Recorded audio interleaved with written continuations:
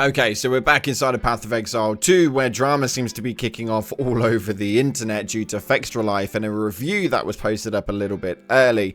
So many people are confused, including some of the lead creators inside of Path of Exile 2, and we're going to give you guys a breakdown of exactly what happened and how it's all played out, as well as a Korean interview that led to a load of information, as always, dropping in the Path of Exile 2 community before the game launches on December 6th. So with that being said, we're going to dive on into everything we've got going on today. If you haven't already, smash that beautiful like button and make sure you subscribe with post notifications turned on. It'd be greatly appreciated. And we're going to be giving away a copy of the game itself. So if you want to get yourself a code into the Path of Exile 2 early access, then make sure you head down to the comment section and pop a diamond emoji in there. Yep, you know, it's a simple enough one. Make sure you join the Discord and we'll announce it the day before launch on December 5th. So let's dive into the drama, because this has been a little bit crazy and I don't really understand why people are kind of blowing this one out of proportion. This stuff is all pretty normal with inside of the gaming community, but nonetheless, we had a post up right here coming from Empyrean Gaming, and they posted up stating, so Fextralife just wrapped up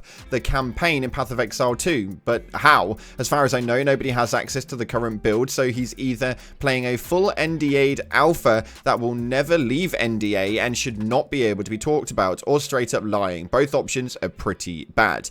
Now, if you guys are looking at this like, what the hell is happening? Well, there was a review for the early access gameplay impressions, and is it the best ARPG of all time? And they posted that video up.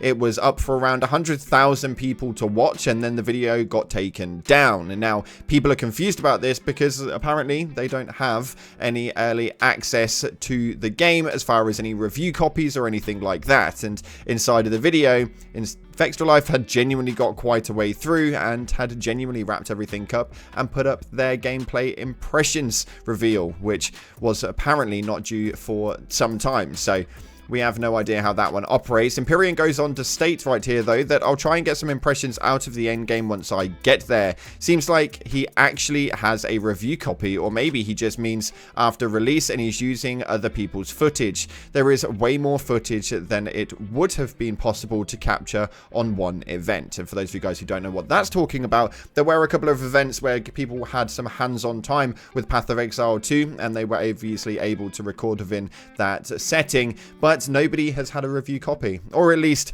that's to what their knowledge is. The community have gone really rampant about this. Like, sometimes this sort of stuff happens, and it does genuinely happen. I've been in the gaming scene now as far as content creation for about a decade, and we've seen this happen 10 to the dozen. It happens so often. Unfortunately, Fextralife is one of the bigger known publishing companies, and they are really well known for a lot of their guides, reviews, so on and so forth. And unfortunately, this one got blown way out of proportion. Path of Exile actually tweeted out this following statement, stating, "We've seen some speculation that some people might already have access to the early access version of Path of Exile 2.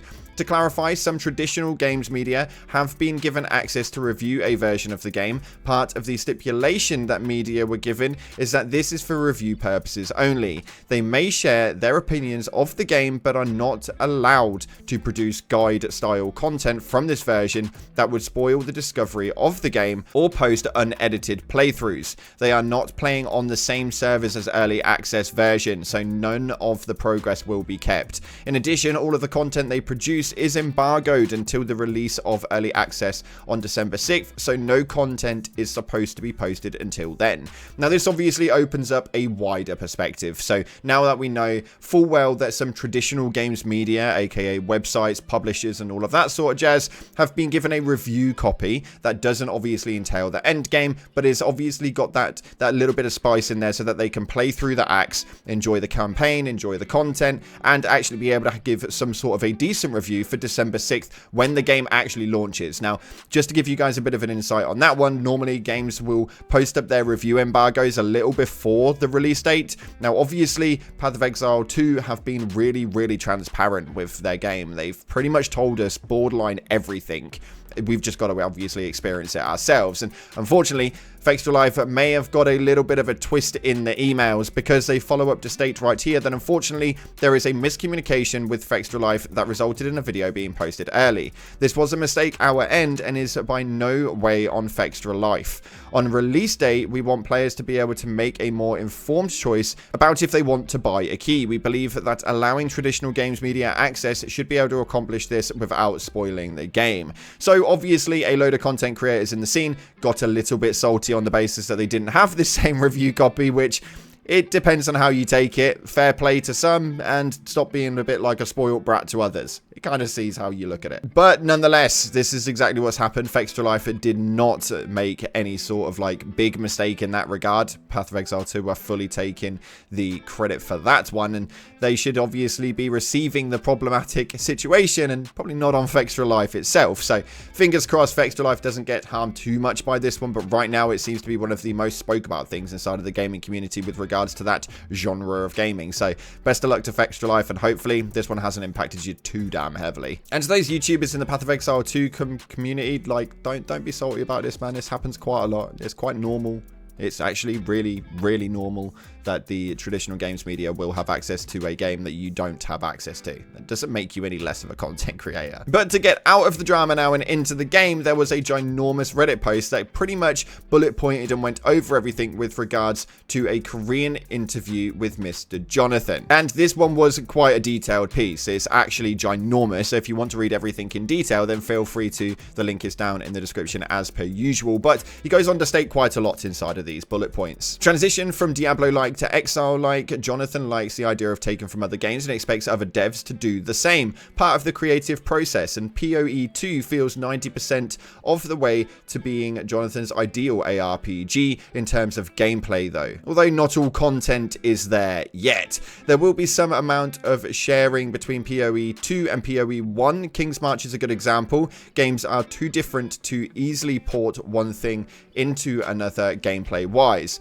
And just as an overall, the Mirror of Calandra is confirmed returning. Now all of the uniques from Pinnacle Endgame content should be chase items so that the players want to do the content, and unique items can do more interesting things in PoE 2 because of all the new design space with skills. As well as that, Jonathan has never found a mirror except when cheating using dev tools to kill monsters. So that will show exactly how rare that's going to be inside of the game, that's for damn sure, especially if they've had their hands on it for a little while now. Early access content updates every few months, but the devs will be likely to take a break over Christmas, and EA, as far as early access, it's a minimum of 6 months, no more than a year. So what we are stating is that the game is probably launching at a really, really weird time, with December 6th being the early access launch to the game.